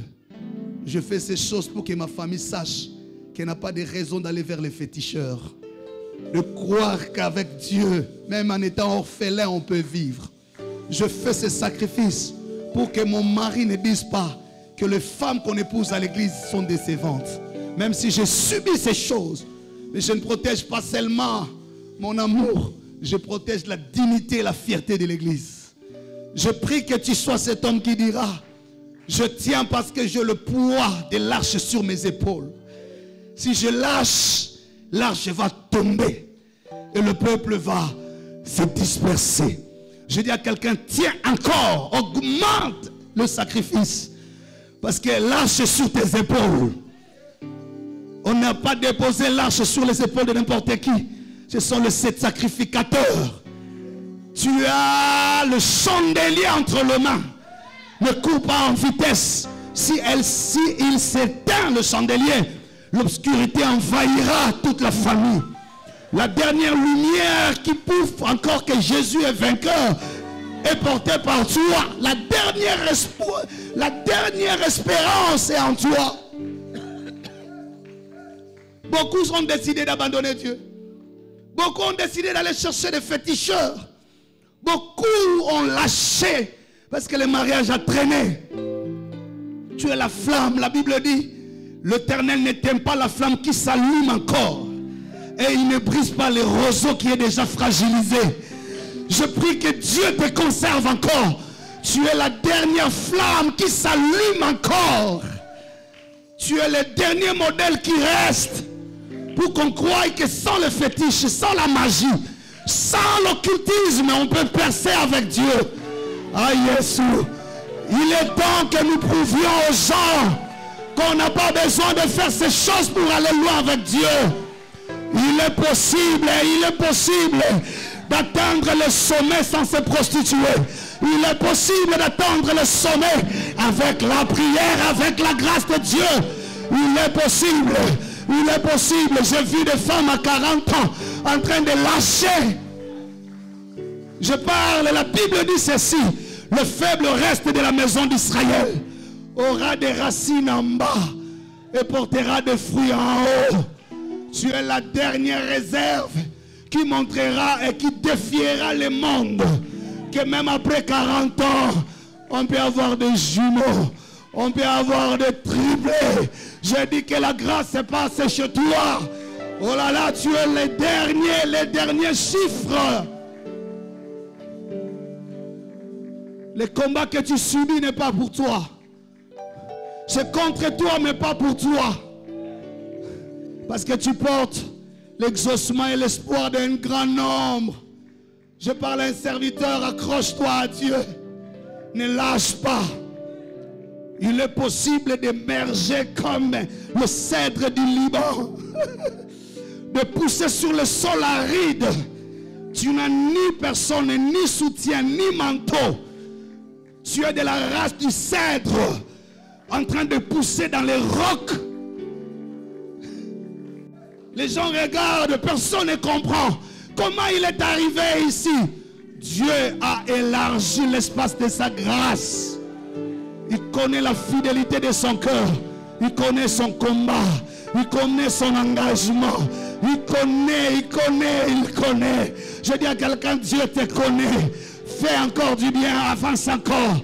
Clarifie la vision, étudie, bats-toi, étudie, sois intègre, continue encore. Dieu t'honorera. Les hommes peuvent douter de toi, lui te connaît. Lui te connaît. Tiens bon. Tu es la dernière mèche qui tient encore et qui s'allume encore. Ton mariage changera les avis de beaucoup dans la famille. Ton mariage convertira des gens dans la famille. Les gens demanderont l'adresse de ton église. Et notre onction sera honorée par toi. On a posé la question à David, qui est ton père? Qui est ton père? On cherchera. Qui est ton pasteur? Qui est l'ancien qui t'encadre? C'est pourquoi nous sommes très jaloux de toi. C'est comme ça parfois nous sommes sévères avec toi. Parce que tu portes plusieurs intérêts. Nous ne t'avons jamais considéré à ton âge. Nous te considérons à l'âge de la grâce que tu portes. Parfois nous semblons être durs. C'est tellement parce que nous savons ce que tu représentes. Ce n'est pas pour rien que nous nous attachons à toi. Parce qu'on sait ce qui est derrière toi. S'il te plaît, lève-toi. Tu portes plusieurs intérêts. Au-delà de tes intérêts, au-delà de tes passions, au-delà de tes envies, tu portes plusieurs intérêts. Les intérêts de Dieu aussi en toi. C'est pourquoi on ne veut pas te lâcher. Même quand tu nous fais du mal, on te cherche. On sait ce que tu représentes. C'est pourquoi Dieu ne veut pas te lâcher. Parfois même tu te rebelles, tu pars loin. Il vient avec amour, il vient avec son bâton et sa houlette. Il te revient, il te dit, viens, je t'aime, je te connais. Parce qu'il sait ce que tu portes comme intérêt. Les nations seront sauvées derrière toi.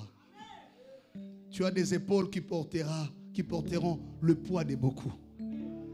Des fois tu ne le veux pas, mais Dieu sait que tu es irremplaçable dans le rôle que tu joueras dans ta famille. Des fois tu énerves, des fois tu déçois, mais l'Esprit est toujours là avec toi. Parfois il te fouette, parfois il te réveille, parfois il te fait rêver, parfois il prophétise sur toi. Tout ça, ce sont des mécanismes pour que Dieu ne te perde pas. Tu portes plusieurs intérêts. Au-delà de tes intérêts, arrête de te regarder toi-même. Arrête de te regarder toi-même. Le diable t'a cherché il y a longtemps pour te tuer. Dieu ne lui a jamais donné l'occasion. Les hommes ont monté des complots pour mettre fin à ta carrière. Dieu ne leur a pas donné l'occasion. Parce que tu as des intérêts du ciel que tu portes. Il y a même l'homme qui a décidé de t'humilier, croyant qu'il allait te vider. Mais Dieu t'a défendu parce que tu as des intérêts du ciel. Si ça dépendait de ce mari-là, tu serais déjà même morte. Mais Dieu a toujours été là parce que tu portes des intérêts. La maladie a failli te clouer. Tu as failli être éteint il y a un certain moment. Tu as piqué même une crise, tu étais partant. Si on a redressé, oh là là là là là là, la plante qui s'est courbée un moment, parce que tu dois devenir un arbre sous l'ombre duquel des multitudes doivent s'y réfugier. Quand Dieu te regarde, ma soeur, ce ne sont pas les caprices de ton fiancé qui l'intéressent, mais c'est ce que tu portes. Tu as l'arche sur tes épaules, tu as le chandelier entre tes mains, tu as du miel original dans ta bouche. Quand le ciel te regarde, on ne peut pas répéter ton parcours deux fois dans cette génération. Tu es l'acquisition de beaucoup d'expériences. Le ciel a fait beaucoup de sacrifices pour construire ta personnalité. On a sacrifié des gens, on a disqualifié les autres pour préserver ton histoire. Yaya, tu n'es pas un produit à perdre. Tu incarnes des intérêts et le ciel est encore sur toi. Les yeux de l'Éternel sont sur toi. Prends conscience de ces choses. Prie au nom de Jésus. Prie. Prie. Prie. Nariaba Santa. Dis à Dieu, j'ai entendu ta voix. J'ai écouté ta voix ce matin. Mais voici Jésus. Tu t'es sous-estimé beaucoup. Tu es le cadet de la famille, mais c'est toi qui as le poids de la famille. Tu t'es sous-estimé beaucoup. Le ciel sait que c'est toi qui portes les intérêts. Dis à Dieu, mais voici. Oh là là. Quelle présence. Merci Jésus. Alléluia.